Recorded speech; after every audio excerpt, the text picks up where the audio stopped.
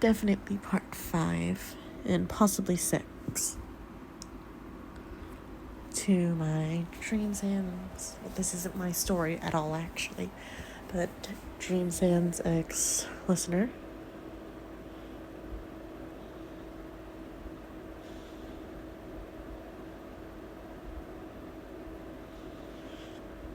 Chapter 4, story time.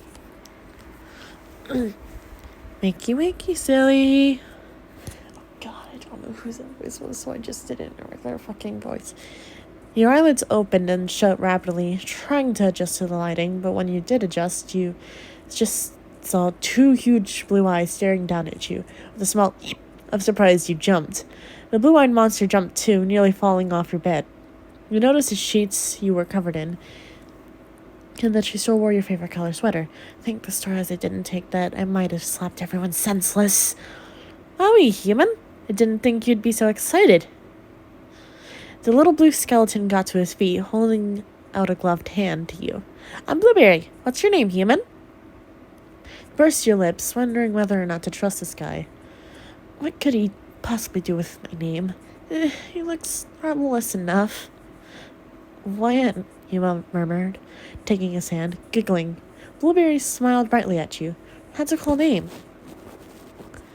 I forgot where I was.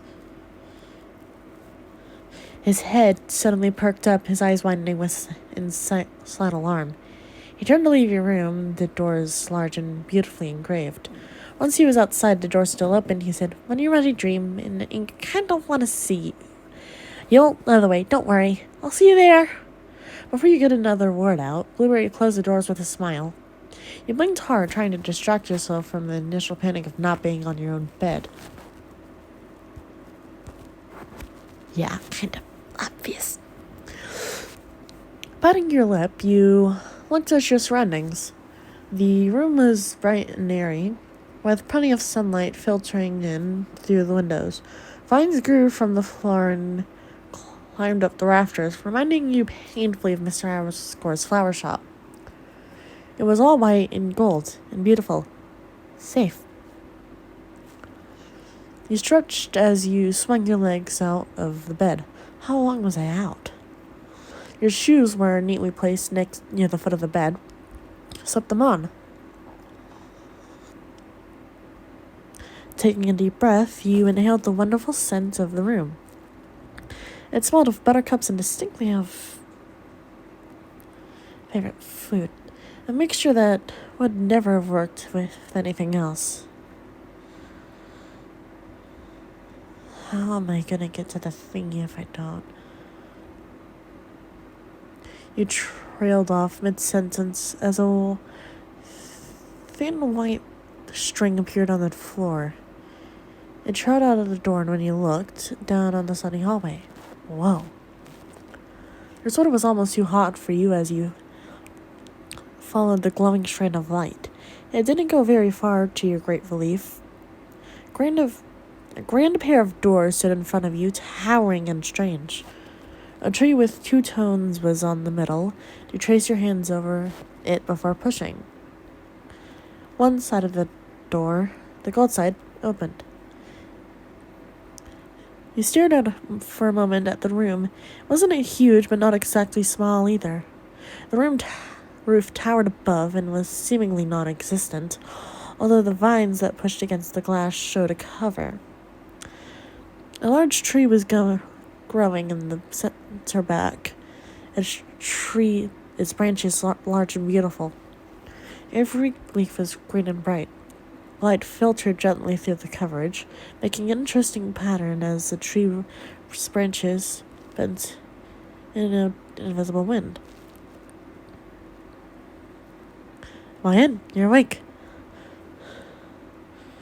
A dull voice sounded behind you, and you turned with a smile. There were 2 skeletons. First was wearing a beige-brown scarf that fluttered behind him, and a large paintbrush strapped across his back. A splatter of black paint, hopefully, was near his mouth and extended towards his neck. The only colorful thing on him at the moment was the band of copies around his chest. Each vial was filled to the brim with a vivid color. And you met his eyes, those golden eyes. Now that you were face to face, you could make out every detail of him. He wore a crown of golden gold twisting together in the front. It was small and delicate, yet gave off a slightly solemn air. His clothes were bright, a sky blue shirt with golden highlights, alongside a gold belt inscribed with DS on the buckle. This thing you liked the most, though, was his cape. It wasn't flopping dramatically, just acting like a normal blanket. It was also gold, but seemed more beat up than the other clothes, like he had kept it for a very long time. The golden skeleton smiled warmly at you, gesturing towards the tree. A chair formed from the intertwining roots, looking surprisingly comfortable. He sat down gladly, puffing out a breath. So, you, the golden skeleton asked in a whipped cream voice. I suppose you're wondering what's going on. Nodding, you sighed. First I learned some new magic from Mr. Asgore, then we're being attacked by that weird monster, and then I wake up here. Where exactly is here? Oh. The golden skeleton giggled. He opened his arms dramatically and declared, Welcome to the sanctuary. This is my home. I've been housing Ink here for some times, and Blueberry doesn't live here either. Just me. And sometimes Ink. I'm Dream, by the way. He stuck out a fingerless gloved hand for you to shake. You immediately took it, feeling a fuzzy warmth brush over you. Dream, what a nice and peculiar name. So Dream sat down in the chair of his own, leaning it back a little. So, the explanation. Stars, there isn't really another way to explain it then, bluntly, is there? He pushed his two pointers finger against each other in deep thought. No, not exactly. Just tell them.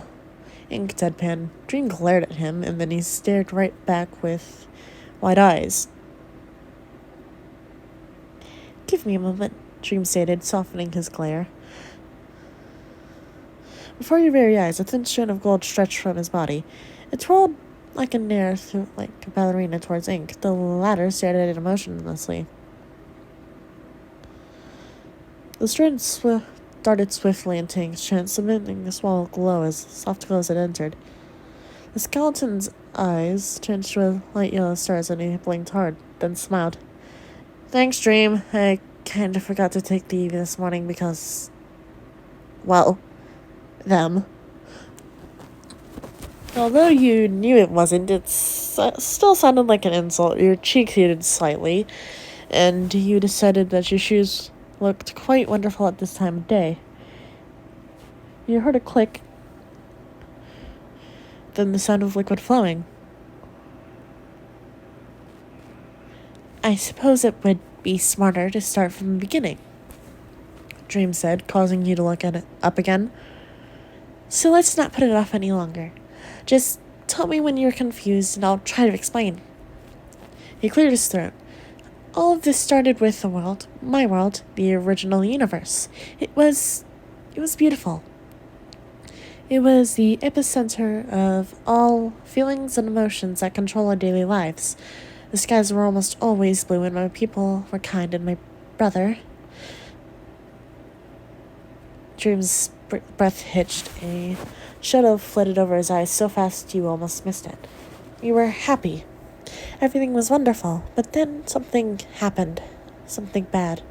My universe was practically destroyed. The tree of feelings was destroyed. And here we are. He took a breath and smiled sprightly at you. Demeanor shifting instantly. Where the star stands is, we try to stop universes from being destroyed and cures those that have been attacked, including your universe. There was a moment of silence. Understandable why. Then Ink asked, How do you feel about this, man? You stared at him, then at the ground. It's a lot to take in at once. Dreams smiled gently again, eyes glittering with patience. Yes, it certainly is. Hey, you look tired. You should get more sleep.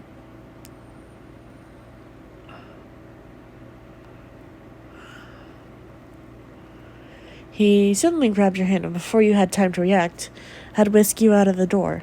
Everything was a blur of gold, and you were on your bed. You blinked a dream, you mouthed teleportation. With a wink, he waved at you and was gone.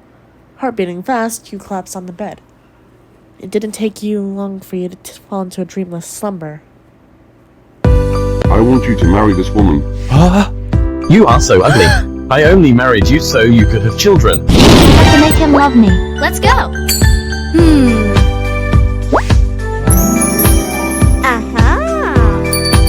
Uh-oh. What? Hey! This is so embarrassing. Why don't you stay at home?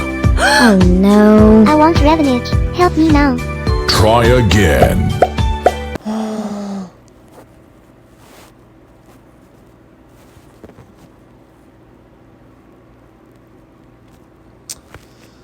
I don't want thank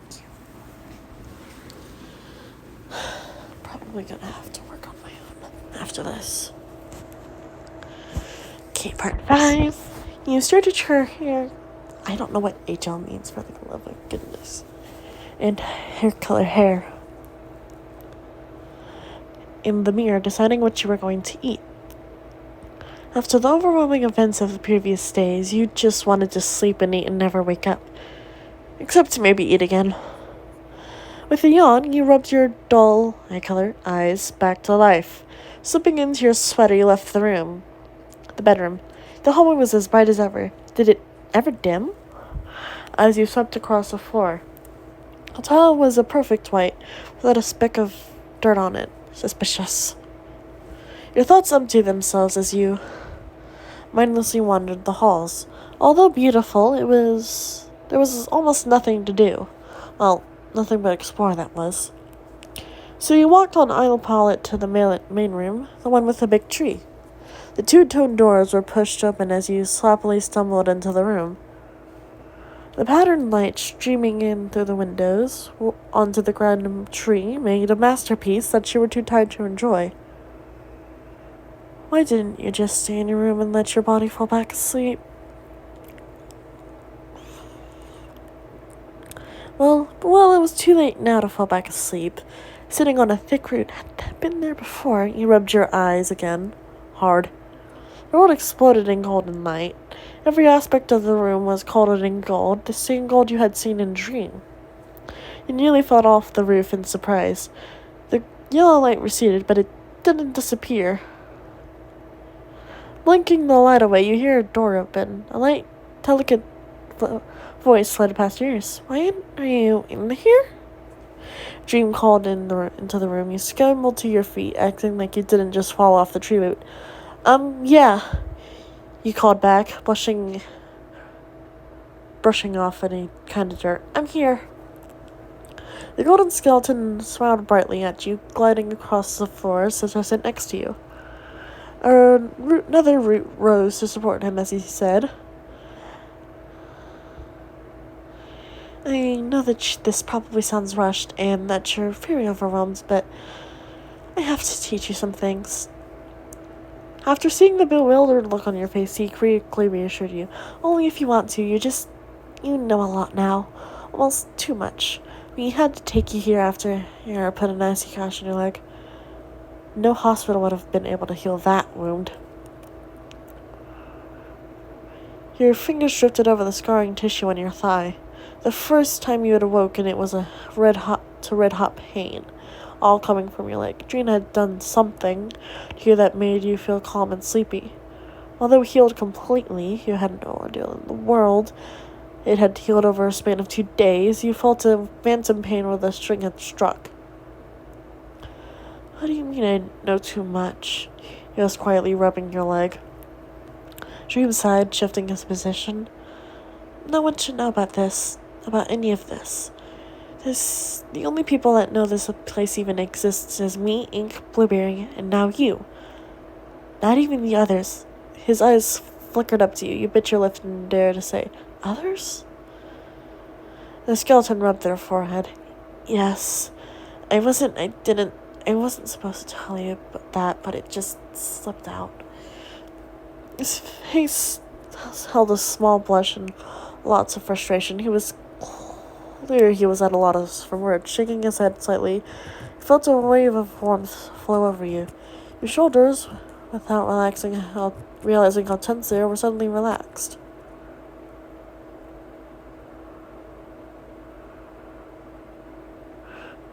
Alright. As I was saying, I'll have to train you, but only if you agree to something. You nodded, smiling. The warmth still filled your chest, and you almost forgot how hungry you were. You didn't even hear what I had to offer. Dream laughed. It was a nice sound, airy and fluffy. The warmth spread to your arms in the middle. Lion, he said, voice shifting to a heavier, more weighted tone. This is dangerous. Everything that we do is dangerous. You're fragile, Lion. Not to be offensive, we could just send you back to recovery to your universe. We'd also have to wipe some memories away. Or you could stay with us. It wouldn't be for forever, but it'd be long enough for you and I to train together. It's an interesting choice of words. You and I. So? He asked. Smile bright but burdened. What do you say? He stared blankly at the ground, thoughts running in circles in a toy train. If I joined them, my life would be put in danger and again. I could die, and no one would know but them. I would never see Frisk or Sans or Mom and Dad again. If I go home, it would be like nothing ever happened. They'd come up with a cover story for why I couldn't remember anything, and everything would be normal again. But if I joined them, I'll never be bored again. Sure, the adventures would be dangerous, but I'll know more than I could ever learn in the school. I'll be doing a service to the universe. I'll be helping out save worlds, universes. I'll meet so many new people I could even find. You looked at me in the eyes, those golden eyes, those buttery yellow eyes that drew you in closer and closer. You had made your decision. You.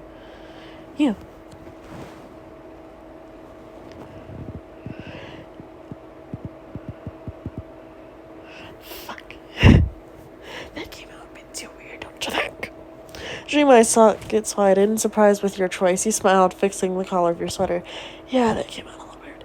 I can't just go back and forget everything. I want to help this. I want this. I want the excitement. I want to help. With a shaky sigh, Dream smiled back. Thank you, Mayan. You have no idea what this means to me, to everyone. He took your hand and your face practically exploded with heat. No, stop that. Don't catch on fire. You're embarrassing yourself.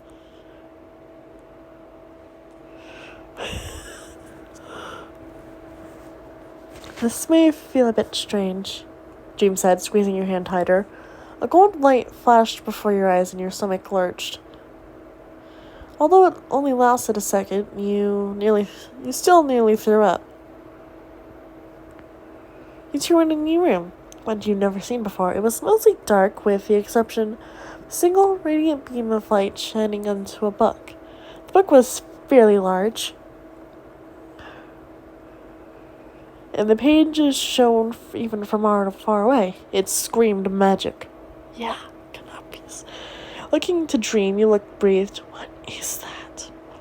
He smiled. That, Mayan, is the Book of Magic. Every spell that has ever been spoken or cast is in that book. The light helps to keep it alive. I wanted to show it to you because, well, it's going to be needed if I ever want to teach you the magic to survive. You inched towards it, nervous. The cover gleamed, a mother of pearl binding decorated with hundreds of colors. Go on, Dream assured you. It's sorry to touch you. Actually, pick it up. Your fingers brushed a smooth color. It was beautiful. Adrenaline courses through your veins, propelling you to pick it up. So you did.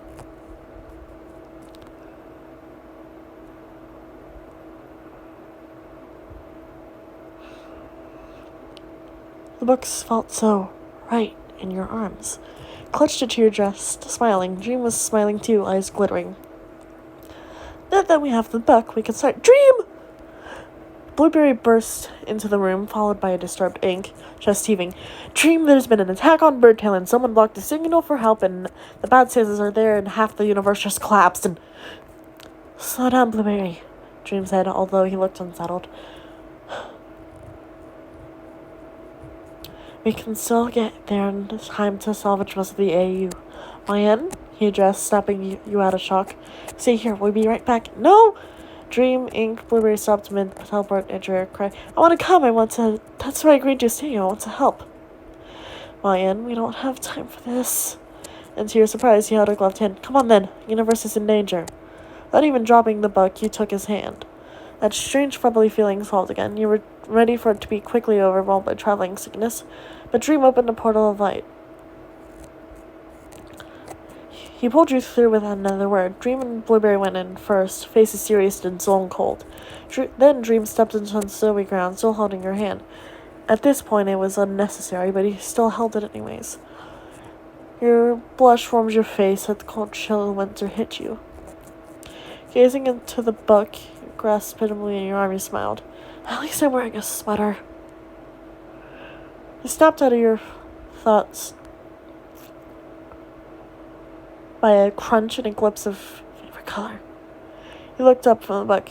Your eyes met. Oh, stars. Oh, stars. Ink suddenly got in front of you and grabbed the paintbrush off his back. He held it out threateningly to the other person. You watched your eyes dart around, tense. Didn't they have a weapon? Perhaps not. There were no signs of bad senses. Only other you. Suddenly an inky hand appeared from darkness and yanked them backwards, most likely into a portal. You could only stare in horror and regret. Bro.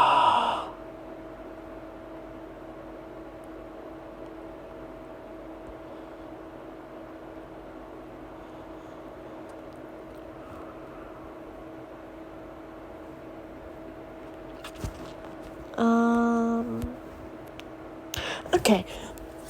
So that was part 3 and 4, I believe, of the Dreams Hand 6 Lion video. And video series, I guess. And I'll see you all in the next video. Bye-bye!